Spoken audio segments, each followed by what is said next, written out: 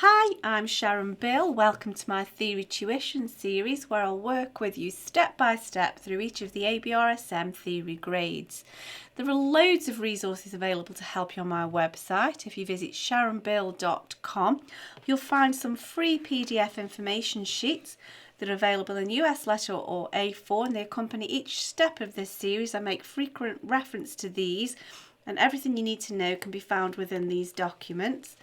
There's also a page with links to all of my YouTube video tutorials on that website, and you can also access information about the books that I have available. If it is that you're working to take this exam with the ABRSM, I've written a book, How to Take Your ABRSM Music Theory Exam, and it's a guide full of tips and techniques to help you to best prepare for your exam and also how to best make use of the time once you're actually sitting in the exam room and taking the paper. So if you visit sharonbill.com, it's all there for you. If you can give me a like, that would be really great. And if you subscribe to my channel, that way you'll keep updated. There's loads more in store. Even though we're coming towards the end of this grade 3 theory section, there's loads more to come. I'm really enjoying working through theory with you. I love music theory and I hope that's catching. I hope you're enjoying it too. And so let's crack on now and we're moving to the end of this book. We're getting really close to the end now. And we're moving to what I'm referring to as section L, and it's page 36.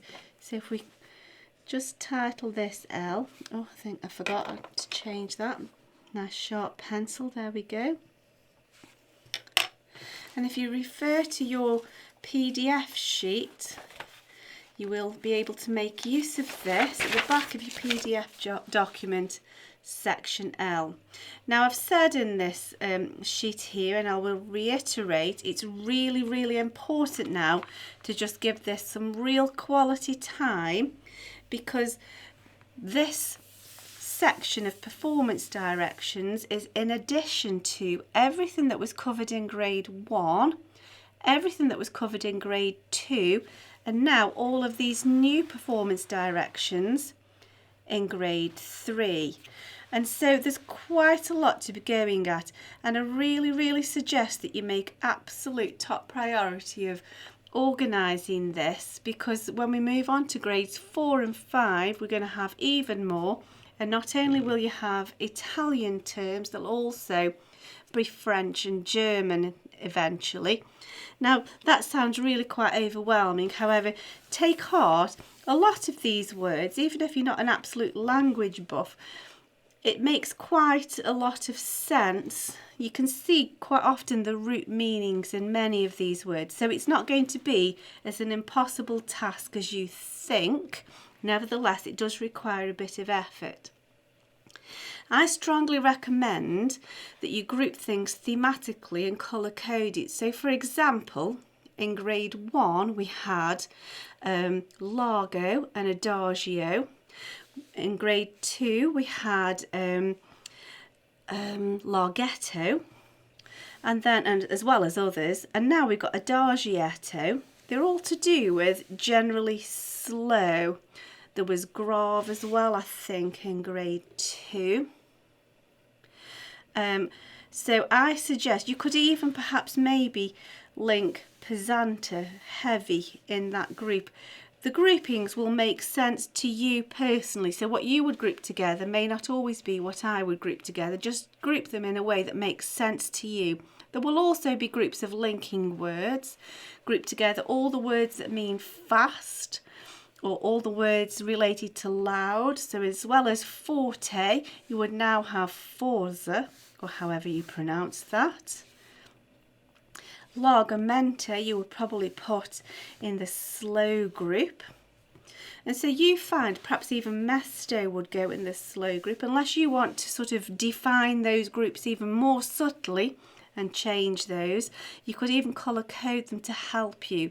It's probably better to group them thematically like that rather than grouping them all in alphabetical order, because although in alphabetical order we can see the new words quite clearly, the definitions don't always make sense in that grouping. So I do recommend that you do that, and then in your document, in your PDF document, I've done a little test, a little quiz.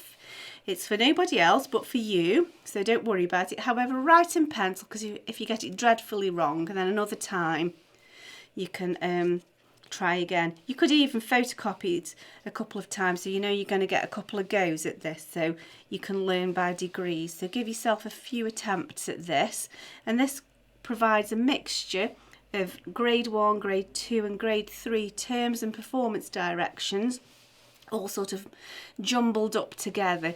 Get really creative in the way that you revise it and in the way you test yourself.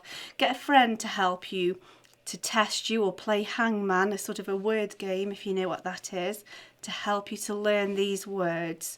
So really, as far as I'm concerned, I'm afraid that's all I can do to help you, is to advise you to group these thematically, colour code them, do whatever it takes to help you best learn them, and then make use of creating lots of these sheets so you get lots of chance to test yourself.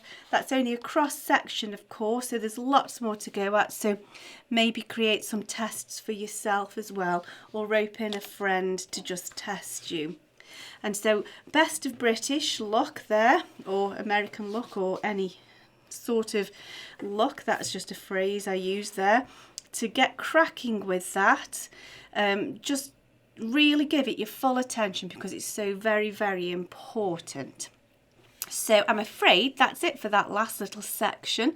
I hope that that's been helpful to you. Please do make use of that PDF document, the test sheet. If you can give me a like, that'd be really great, and subscribe to my channel to keep updated. And please do go to sharonbill.com. All those PDF documents are there, amongst many other things that are there to help you. I hope that's been helpful. Thank you for watching, and I'll see you next time. Bye.